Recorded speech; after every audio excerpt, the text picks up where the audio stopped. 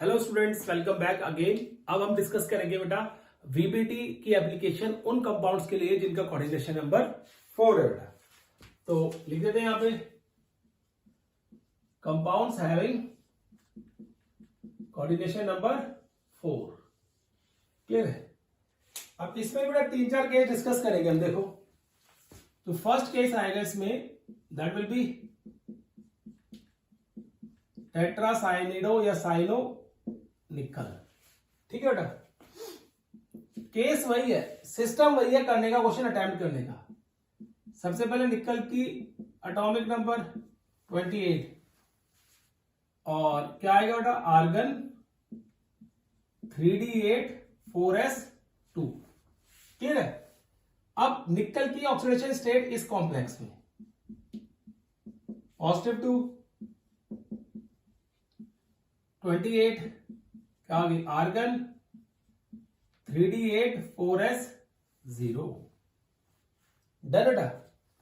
हम क्या करते हैं, देखो यहां पे बनाते हैं, शो करते हैं इसको। निकल 2 पॉजिटिव आर्गन 1 2 3 4 s p। तो 1 2 3 4 5 6 7 8 बेटा। क्लियर। 3d8 है यहां पे 4s एंड 4p। अब ये जो कॉम्प्लेक्स है बेटा, इनका कोऑर्डिनेशन नंबर कितना है 4 है। तो we need number of empty orbitals according to the coordination number of the complex. तो इनका कोऑर्डिनेशन नंबर 4 है। तो 4 के अकॉर्डिंगली क्या होगा बेटा, यहां पे देखो 1 2 3 4, देखो हमें दिख रहे हैं 4, लेकिन इन चारों को फिल करने से पहले आपको देख लेना है कि जो लिगेंड है यहां पे वो Cn नेगेटिव तो नहीं है, because Cn negative is a strong ligand. ये एक स्ट्रॉन्ग लिगेंड है। तो अगर ये स्ट्रॉन्ग लिगेंड है तो डी ऑर्बिटल में जितने भी इलेक्ट्रॉन अनपेयर्ड पड़े हैं और वहां पे चांसेस है कि पेयरिंग हो सकती है, तो उनकी ये पेयरिंग करा देगा बेटा। तो क्या होगा, so pairing of electron, pairing of electrons takes place in d orbitals. D orbitals में पेयरिंग ऑफ इलेक्ट्रॉन हो जाएगी। और जब पेयरिंग ऑफ इलेक्ट्रॉन होगी इन डी ऑर्बिटल्स तो क्या होगा, देखो बेटा आर्गन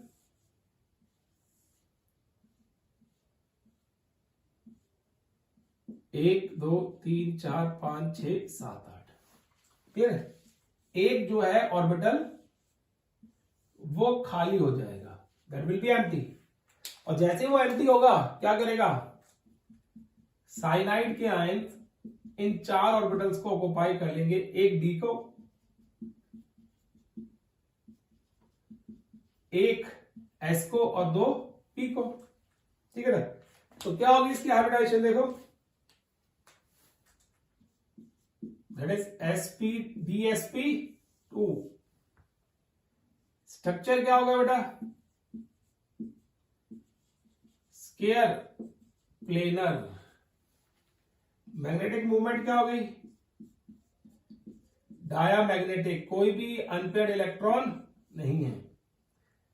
एंड कॉम्प्लेक्स क्या है बेटा, ये वैसे तो बात नहीं करते हम लोग, लेकिन लिख देता हूं मैं, शॉर्ट फॉर्म में लिखता हूं बेटा, I inner orbital complex, IOC. Inner orbital complex है बिकॉज अंदर वाले डी को ये यूज कर रहा है बेटा। क्लियर है केस। तो उस तरीके से आप शो कर सकते हो वहां पे। तो ये पहला केस आया स्केयर प्लेनर का। अब देखो इसी के साथ बी, अगर मैं बात करूं इसकी बेटा, अब आपको पता है Cn was a strong ligand and Cl is a weak ligand. Clear है। इसी का फर्क पड़ जाएगा। और क्या होगा, देखो सब कुछ सेम होगा। Z is equal to 28 argon 3d8 4s2 निकल 2 पॉजिटिव है बेटा यहां पे भी। तो आर्गन 3d8 4s0 बेटा, क्लियर। तो ये आ गया आर्गन के बाद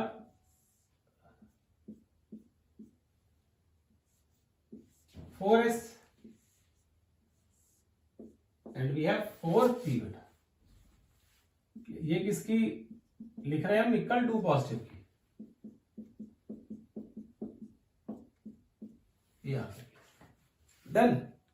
अब जो यहां पे F है बेटा, F negative, sorry Cl negative is a weak ligand,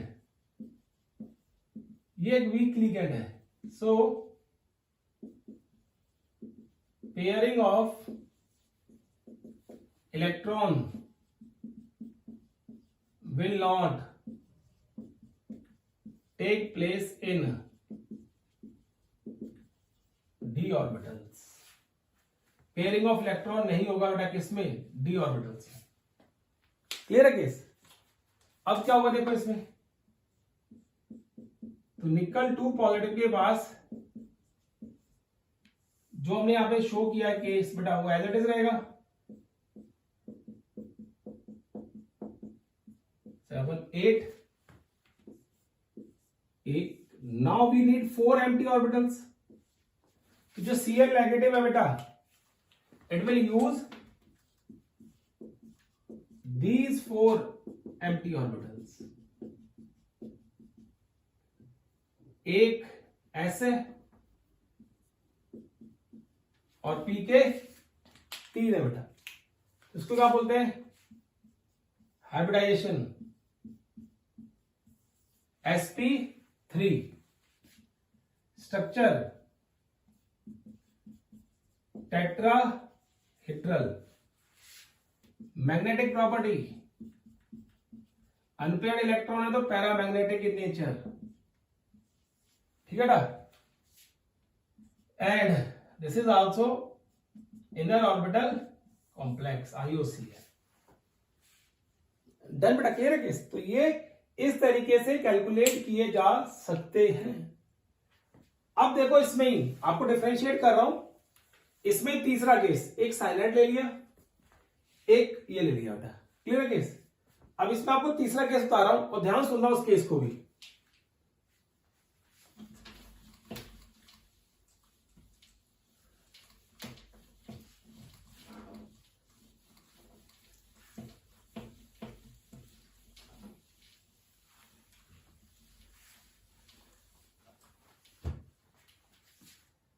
देखो सी,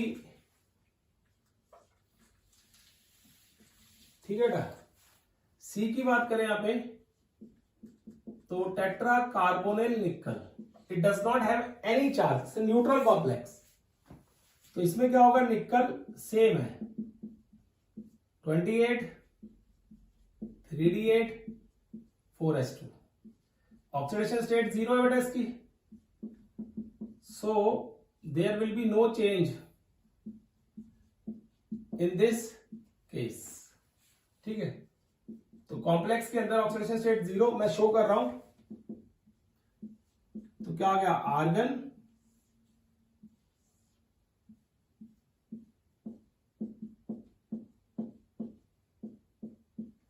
एट 4s2 और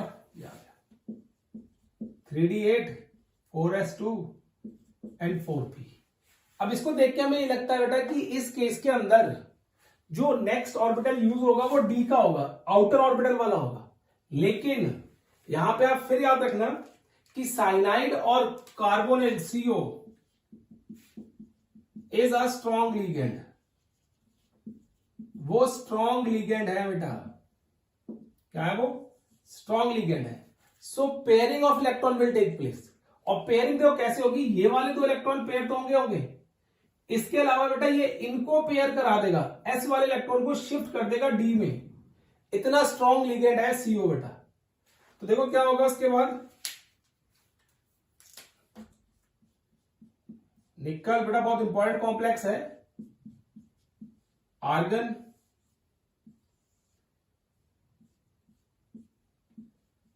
3d8 10, ये सारे के सारे पेयर हो गए बेटा। Now we get 1 empty s orbital and 3 p orbitals. So जो लिगेंड होंगे बेटा यहां पे CO,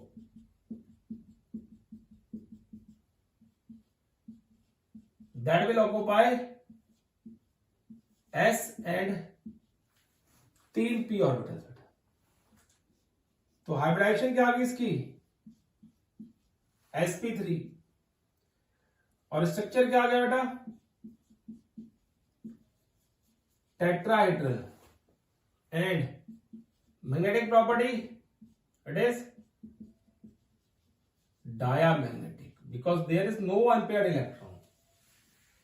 तो इस तरीके से कई बार बोर्ड में बेटा वो आपसे डिफरेंशिएशन पूछ लेते हैं कि इसकी हाइब्रिडाइजेशन sp3 क्यों है और साइनाइड वाले की dsp2 क्यों है। तो वो आपको इस तरीके से शो करके आना होगा वहां पे कि इस वजह से इनकी हाइब्रिडाइजेशन sp3 है एक की, और एक की क्या dsp2 है बेटा। क्लियर है केस। अब ये प्रूव करोगे this complex is paramagnetic complex, तो आपको शो करना पड़ेगा कि यहाँ पे अनपेयर्ड इलेक्ट्रॉन है बेटा, and this complex is diamagnetic complex, तो आपको शो करना पड़ेगा कि यहाँ पे there is no unpaired electron, that is what is diamagnetic complex. Note करो बेटा जल्दी से इसे।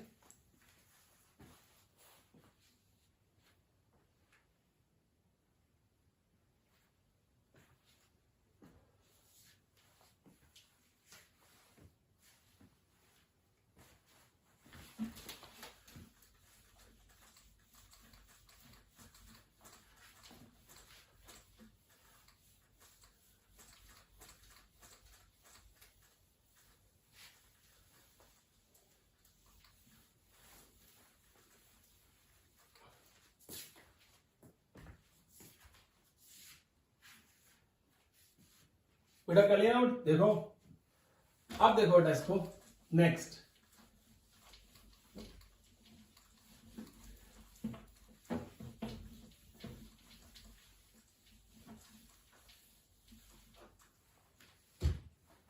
नेक्स्ट है सी बेटा, D sorry, and that complex is copper ammonia complex. ये है, याद रखना बेटा एक्सेप्शनल केस है ये।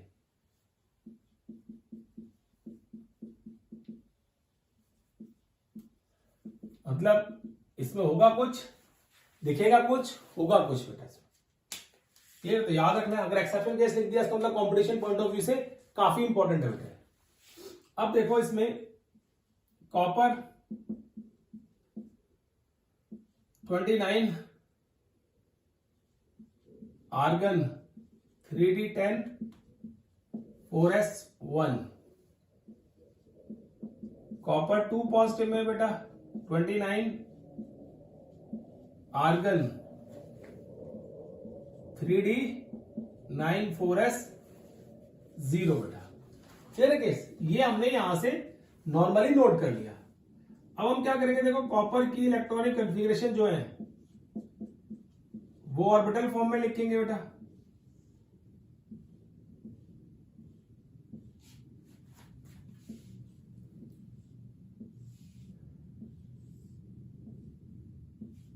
ठीक है, अब देखो इसमें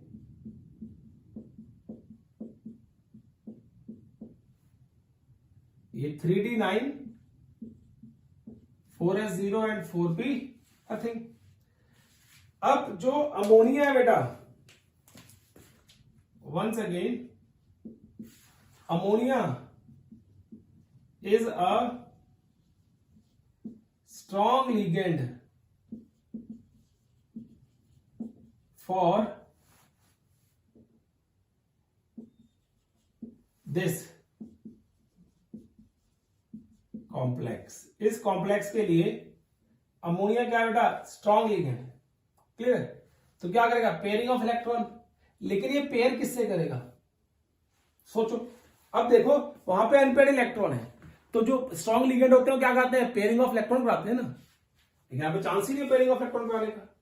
अब what will happen over here, जो कॉपर 2 पॉजिटिव है, सुनो ध्यान से बेटा, देखो आर्गन,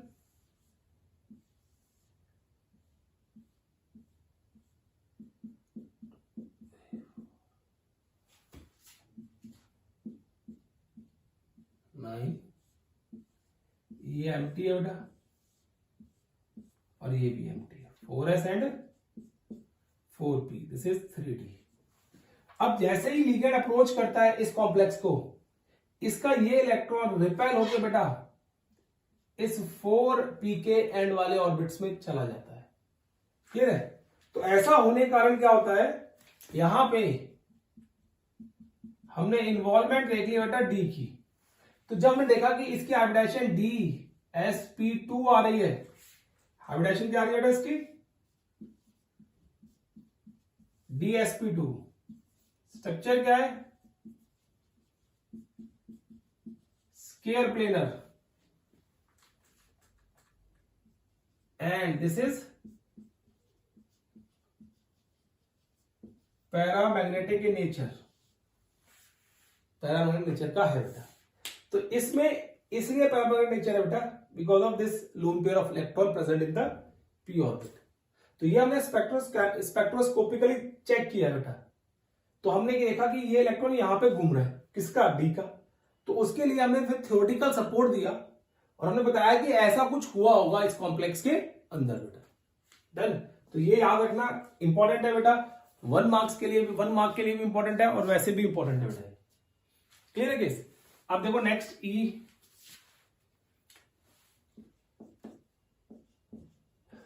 FeCO5, एक 5 वाला केस भी डिस्कस कर लेते हैं बेटा। क्लियर है? अब देखो इसको Fe कितना है बेटा, यहां पे Z इज इक्वल 26, Z कितना बेटा 26। तो इसकी इलेक्ट्रॉनिक एनर्जी क्या होती है 3d 6 4s 2 बेटा।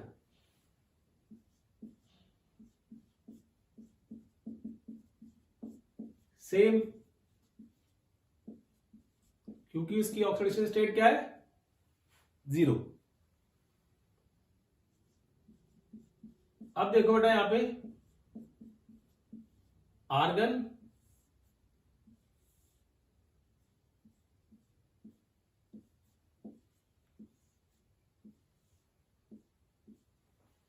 ये केस आ गया बेटा देखो।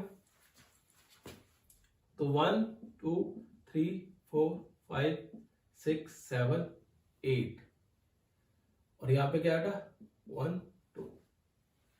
ठीक है? अब देखो इस केस के अंदर क्या पॉसिबिलिटी है बेटा। ठीक है? इस केस के अंदर क्या पॉसिबिलिटी है, इट हैज 0, सॉरी बेटा, यहां पे बेटा 6 है, 6 नॉट 8, 6, माई मिस्टेक, सॉरी बेटा, 6, इट हैज 3d6 4s2, ये आ गया। अब जो CO है बेटा that is a strong ligand, CO is a strong ligand, ये आपको बताया मैंने कि CO जो है वो स्ट्रॉन्ग लिगेंड है हमेशा। सो पेयरिंग हो जाएगी बेटा। अब जब पेयरिंग होगी इसकी तो क्या होगा देखो, आर्गन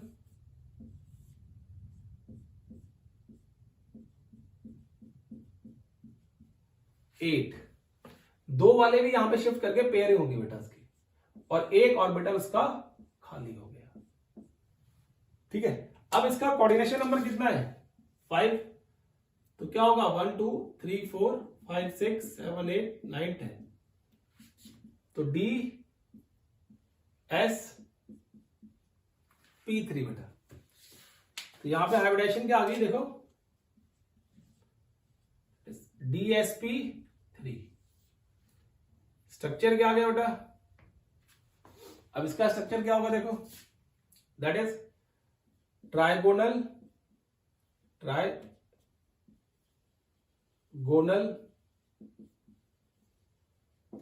बाइपिरामिडल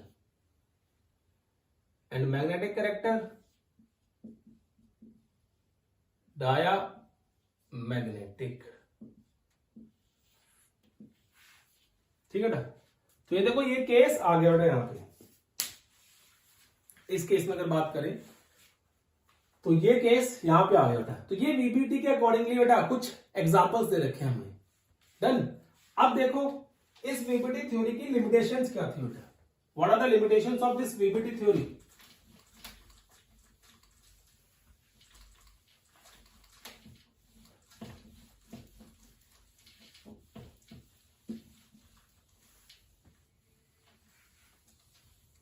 देखो बेटा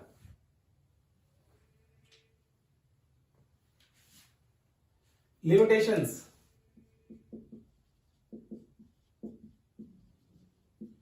ऑफ वीपीटी। सबसे पहली लिमिटेशन थी इसकी, it is based on assumptions. ये पहली बात है बेटा कि ये पूरी की पूरी थ्योरी अजम्पशंस के ऊपर बेस्ड थी। हमने सोचा कि कोऑर्डिनेट कोवेलेंट बॉन्ड बनेगा, वो लिगेंड इस तरीके डोनेट करेगा, इस तरीके से हाइब्रिडाइजेशन होगी, सब कुछ केस बेटा। Second, it does not explain magnetic nature of compounds properly। ठीक है ना। Third, it does not distinguish between weak ligands and strong ligands, distinguish नहीं करती बेटा। Fourth, it does not explain thermodynamic and kinetic stabilities of compound.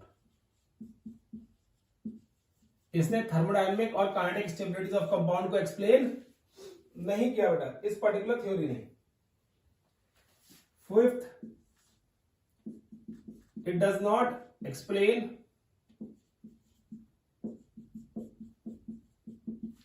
Spectral properties of coordination compound.